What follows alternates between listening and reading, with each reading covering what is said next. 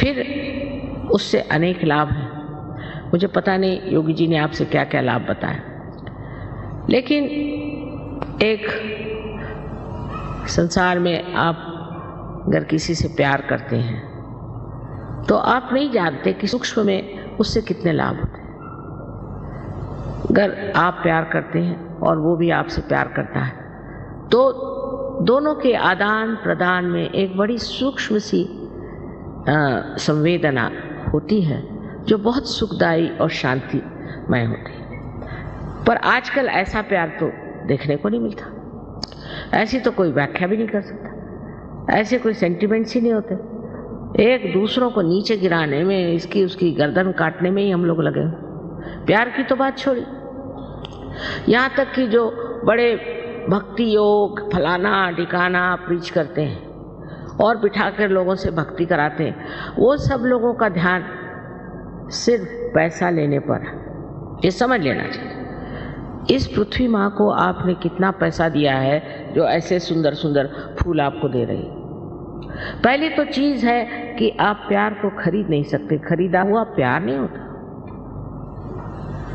और प्यार की महिमा आप तभी जान सकते हैं जब आप इस महान चैतन्य के प्यार में डूब जाए। आपकी बारीक बारीक चीज भी वो देखता है और संभालता है। जैसे आज की बात बताएं कि नागपुर में बहुत अच्छे गाने वाले हैं, बजाने वाले हैं, तो मैंने कहा कि न जाने उनको बुला लें तो अच्छा रहेगा यहाँ पर, क्योंकि बंगालियों का गाना तो बंगालियों ने सुना ही है, दूसरा कोई सुनाए तो अच्छा रहे। और देखिए सवेरे पहुँच गए वो अपने आप से। मैंने कहा आप कैसे आए? तो कल दुर्गापुर में हमारा प्रोग्राम है, वहाँ हमें जाना था तो हम आ गए। आपको सहज में ऐसी बातें होती हैं कि चमत्कार पे चमत्कार हो रहा है। आपको मैं बताऊंगी तो आपको विश्वास है कि चमत्कार जिसको हम कहते हैं वो चमत्कार नहीं है, क्योंकि यह परमात्मा का क्या है, उसमें क्या चमत्कार हो सकता, वही स्वयं चमत्कार है। हमारी दादी जी एक किस्सा सुनाती थी बहुत मजेदार, कि एक इंसान परमात्मा को मिलने चला तो उसको रास्ते में एक आदमी था, वो सर के बल खड़ा था। वो कह रहा था भाई मैं तब से सर के बल खड़ा हूँ, मुझे भगवान कब दर्शन देंगे, तो ज़रा भगवान से जाके कहो कि ज़रा जल्दी दर्शन दे। तो ये गए, रास्ते में दूसरा एक बिल्कुल पड़ा होता रास्ते के किनारे, तो उसने कहा कि भाई भगवान ने आज मेरे खाने की व्यवस्था नहीं करी, उनसे ज़रा कह देना मेरे खाने की व्यवस्था रखें। पंखा चला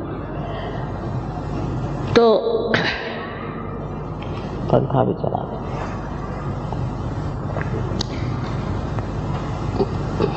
तो इन्होंने कहा कि अच्छा हम कह देंगे भगवान से। तो ये भगवान के पास जब गए तो उनका काम हुआ सो हुआ। उसके बाद भगवान ने पूछा कि भाई और कोई बात है? कहले हाँ एक बात है, वहाँ एक आदमी है बेचारा सर के बल खड़ा है, आपका इंतज़ार कर रहा है, आप ऐसा क्यों नहीं करते कि थोड़े उस पर मेहरबानी कर दें? कहला उससे कहना और थोड़े दिन करते रहो तो अच्छा रहेगा, हो जाएगा। उसके बाद दूसरे आदमी के बारे में कहा कि साहब उसको तो खाना नहीं मिला, ऐसे रास्ते पड़ा, कह रहा था भगवान से कह देना। अरे उनका खाना नहीं मिला, ये कैसे हो सकता, एकदम उसका इंतजाम करो। तो ये अचंभे में पड़ गया कि वो तो सर के बल पर खड़ा है, तब से उसकी कोई परवाह नहीं, और ये ऐसी रास्ते पर ऑर्डर दे रहा और इसकी इतनी परवाह करें।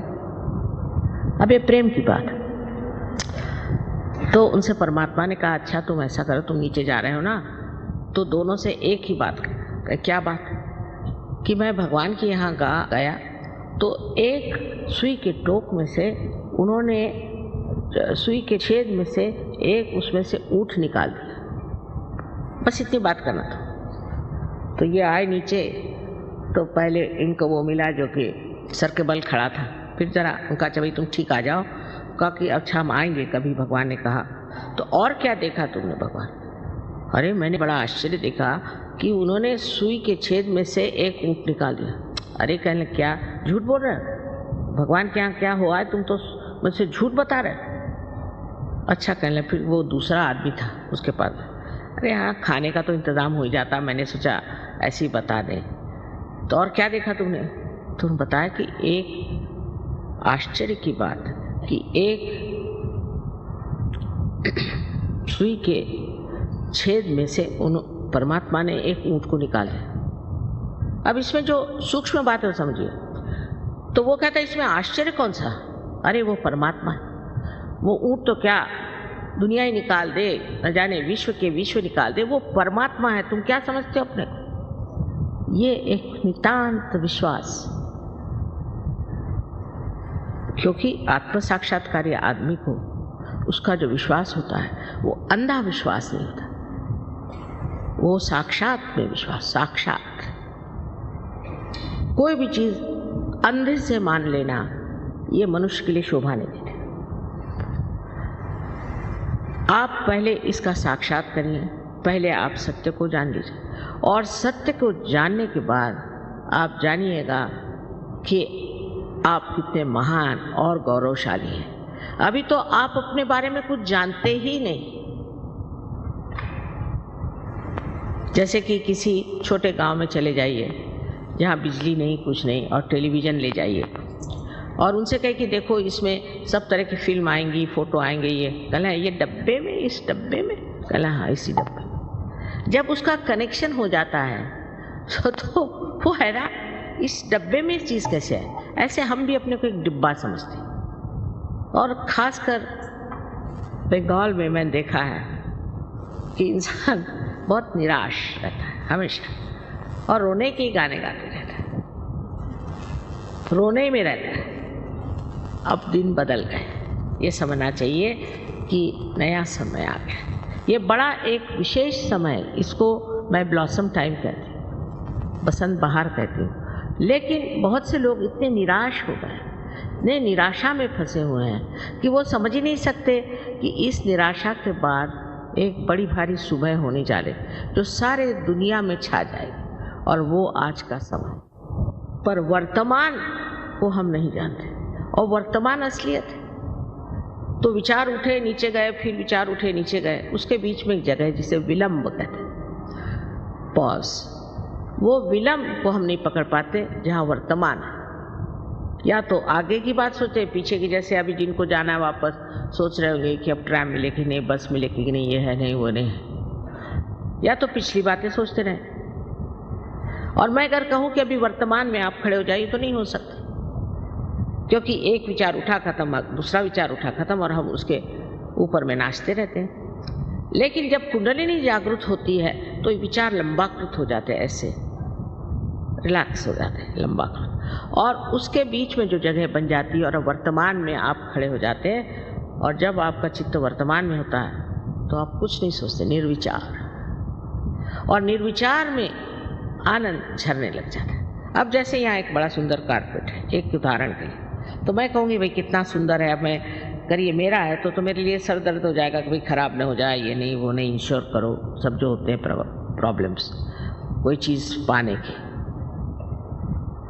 और मेरा नहीं दूसरे का है तो मैं ये सोचूंगी कितने का मिला, कहाँ मिला, कब पाएंगे ये। लेकिन अगर हम निर्विचार इसे देखें तो इसको बनाने में जिस कलाकार ने अपना आनंद गूंथ दिया है, वही आनंद सर से लेकर नीचे तक ठंडा ठंडा बहना शुरू हो जाए, और उस आनंद में आप स्नात हो जाएंगे। जब आप निर्विचार हो जाते हैं तब आप अपने शांति में खड़े हो जाते हैं। शांति, ये कहने की बातें हैं कि शांति के बड़े बड़े इन लोगों ने ऑर्गेनाइजेशंस बनाए, शांति में अवार्ड्स दिए, ये वो। मैंने तो बहुत से लोगों को देखा है जिनको बड़े शांति अवार्ड्स मिले। इतने गर्म होते हैं, इतनी गर्म तबीयत कि उनसे अगर मिलना हो तो एक लकड़ी जाके लेके जाइए सामने, और नहीं तो लेके 2-4 झापड़ी मार के जा। कोई आप उनसे बात ही नहीं करते, इतने गुस्से ले लो, उनमें कोई प्रेम की झलक भी नहीं। वो क्या शांति दें, और उनको इंटरनेशनल अवार्ड्स मिले, पता नहीं किस तरफ से देख के दिए उनको इंटरनेशनल। इस प्रकार हम लोग बिल्कुल भुलावे में रहते हैं, क्योंकि हमारे अंदर की जब शांति प्रस्थापित होती है तब हम समझते हैं कि शांत चित्त क्या है। जैसे कि आप पानी में खड़े हैं तो आप परेशान हैं उसकी लहरों से, क्योंकि लहरें आकर के आपको डरा रही कि कहीं डूब न जाए। पर अगर आप किसी नाव में चले जाए तो आप लहरें देख रहे हैं, मजा आ रहा है, आपको घबराहट नहीं। पर अगर आप तैरना जानते हैं तो आप कूदते हैं नीचे में और जो डूब रहे हैं उनको बचा सकते हैं। इसी प्रकार सहयोग में आपकी प्रगति थी। पहले आप निर्विचार समाधि में उतरते हैं, फिर आप निर्विकल्प समाधि में।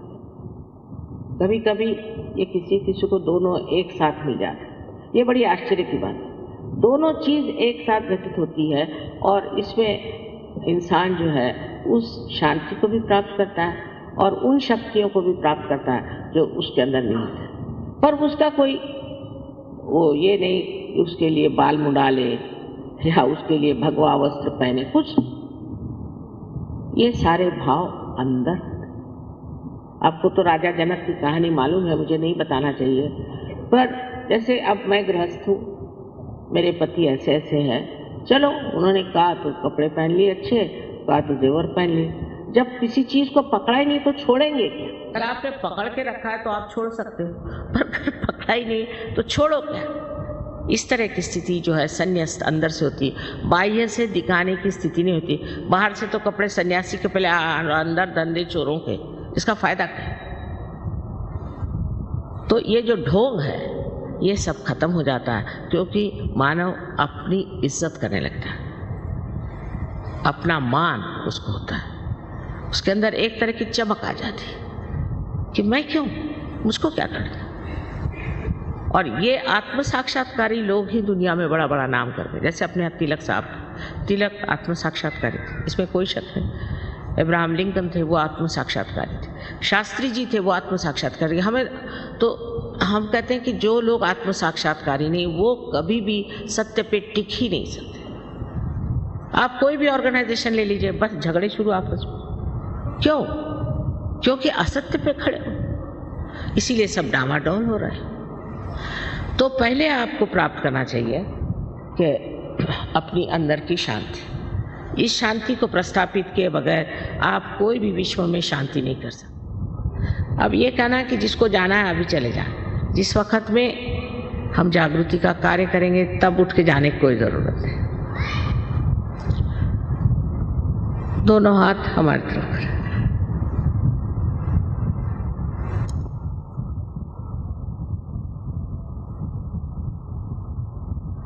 अब पहले तो आपको चाहिए कि अब आप अपने को बिल्कुल तरह से क्षमा कर दें।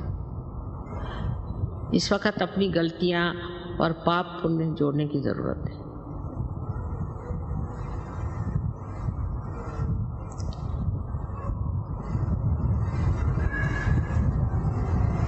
और अब आंख बंद कर ले, चश्मा निकालें। इनके पैर में जूते होंगे तो जूते निकाल दें, जो बैठे हैं ऊपर में लोग। अब लेफ्ट हैंड मेरी ओर करें इस तरह से, और राइट हैंड सर झुका लें और सर के ऊपर में आप अपना राइट हैंड, यहाँ पर जो तालू है इसे ब्रह्मरंध्र भी कहते हैं, कि जो ब्रह्म में एकाकारिता करता है, ऐसा छेद ब्रह्मरंध्र। अब इस पे राइट हैंड रखें दूर ऐसे, और अब देखें कि आपके ब्रह्मरंध्र में से ठंडी या गरम कोई हवा जैसी चैतन्य की लहरियां आ रही क्या, जिसको कि आदि शंकराचार्य ने सौंदर्य लहरी कहा था।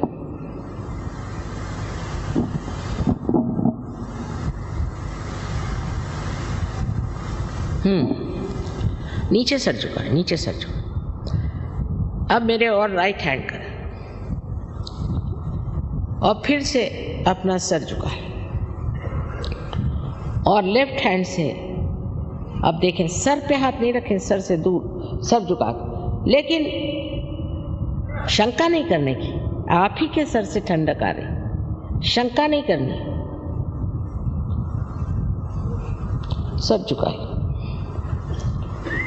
अब अगर गर्म आ रहा है, इसका मतलब यह है कि आपने अपने को या दूसरों को क्षमा नहीं की, तो वो अभी आप क्षमा करें।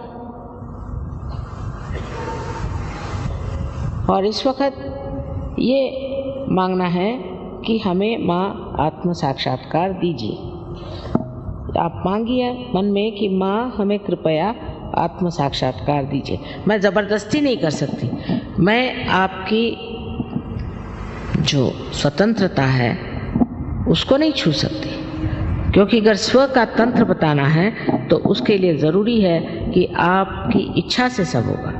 तो अब फिर से राइट हैंड से आप देखिए और कहिए कि माँ मुझे मेरा आत्म साक्षात्कार दीजिए। राइट हैंड से